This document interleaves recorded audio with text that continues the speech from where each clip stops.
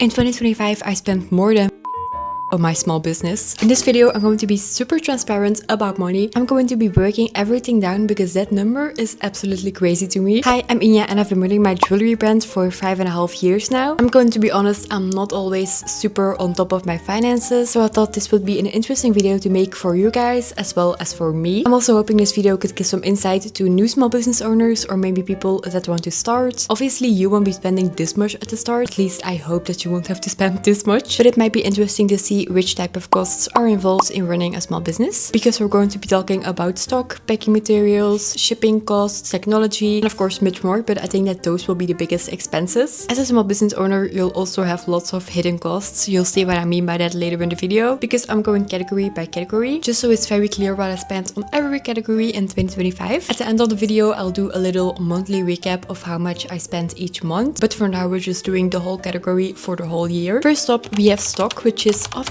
the biggest expense, or at least you want it to be the biggest expense. I'm going to grab my phone now because I have all the numbers on here. So my jewelry business has wholesale products as well as handmade products. So for the wholesale part, I just buy everything in bulk from my suppliers, and once they arrive at my home, they're just ready to sell and ship. For the handmade products, I don't have to buy that much in terms of quality because I still need to make the products. So I just have to buy all the pieces to make what I want. For example, I buy lots of beads and pearls, so that's less of a risk in terms of money, but it does take more time. Okay, it's time to reveal the total. In 2025, I spent 25,531 euros on stock. I didn't sell all of that stock already, by the way, so I still have a lot of that stock just laying here waiting to be sold. I would have a lot of money if I sold all of that stock, but you always want to have a little extra because obviously you don't want your whole website to be out of stock. So this total amount includes my jewelry materials, so the wholesale materials and the ones I use for my handmade jewelry. And at my markets, I also sell books and pins besides the jewelry, so that's also included in this cost. And last year, I also designed a book sleeve and a cup sleeve. I got that manufactured, so that was also not cheap. But I spent most of this money just on jewelry because that's my main thing, my web shop. Also, another thing why this cost is so high,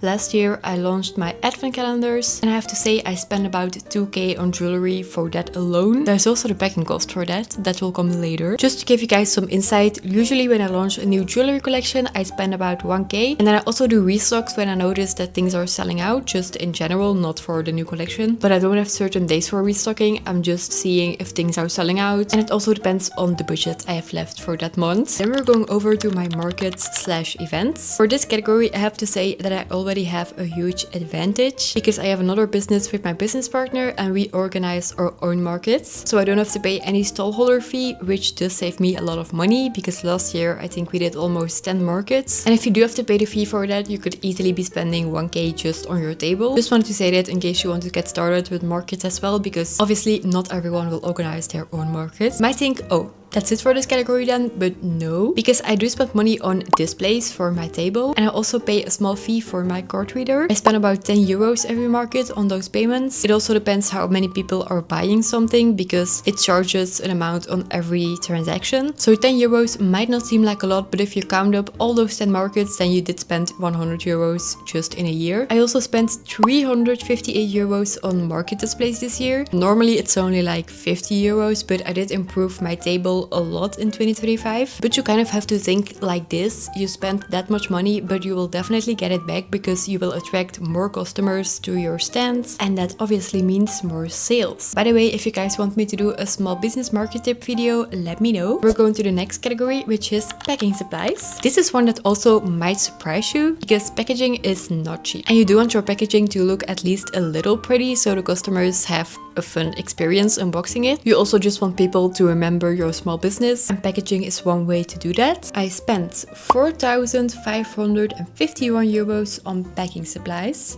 I'm actually a bit shocked by that amount myself. Maybe I need to save on some things. But like I said, I did launch my jewelry advent calendar, which I bought all the advent calendar boxes for, and that was about 2k, so already half of this cost. 2,500 euros is still a lot if you leave the advent calendars out. I'll just list list some of the things that I use for my packaging, just so you guys have an idea. Obviously, you need the shipping boxes. Then I use tissue paper for inside the boxes, just so it's not as basic. I sell jewelry, so I also need jewelry pouches, and I also have a couple of pink paper bags that I use sometimes. And if you use tissue paper, you'll also need some stickers to close that off. And very important is either a business card or a thank you card for in your package. You just want to get your business out there as much as possible. Next category is technology and software. Even I forget that I'm often spending a lot on tech, and this is something that you can't even avoid because you need a web shop, you need a phone, some really need a printer. Unfortunately, last year a lot of my tech broke down, so I had to buy new ones. So I invested quite a lot into this category. Those things should last me years, so it's not like I have to make this cost every year again. Normally it's only my subscriptions to Shopify, Canva, CapCut, things like that. My label printer broke down this year, and also my regular printer, so I had to buy those two new. And I also did an impulse buy.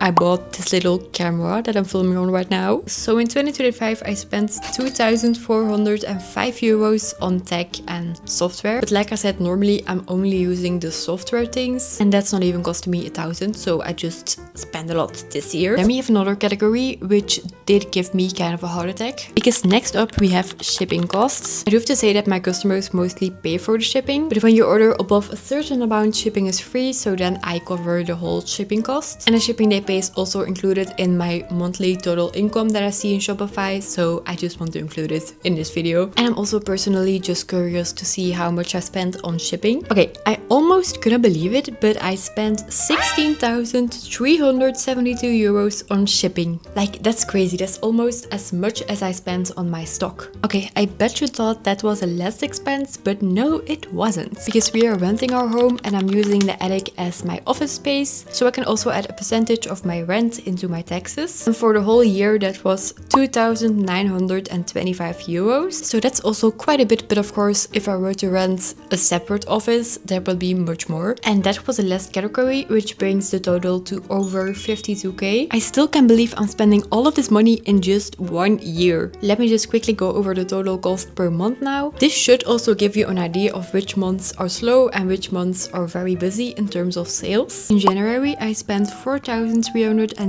euros. February was 4,554 euros. March was 6,632 euros. As you can see, we're going up. April was 8,241 euros. I did do my birthday sale in this month, so I just spent a lot on shipping and stock. May 7,189 euros. June 5,997 euros. Okay, summer was crazy because in July I spent 9,368 euros. But then in August I spent 9,530 euros.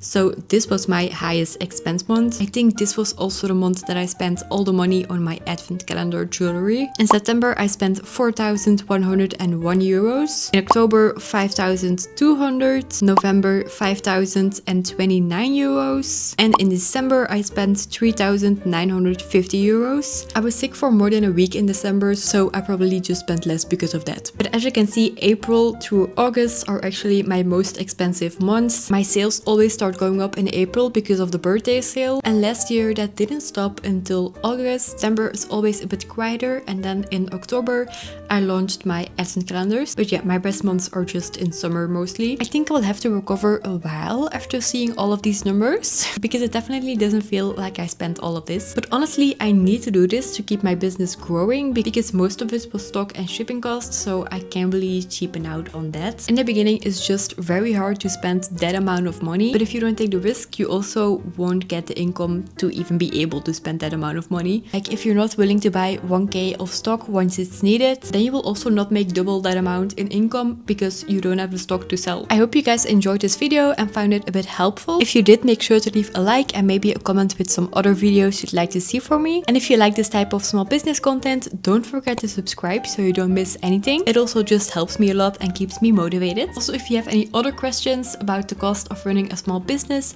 please let me know in the comments and I will try to answer the best that I can. I'll see you in the next one. Thanks for watching. Bye!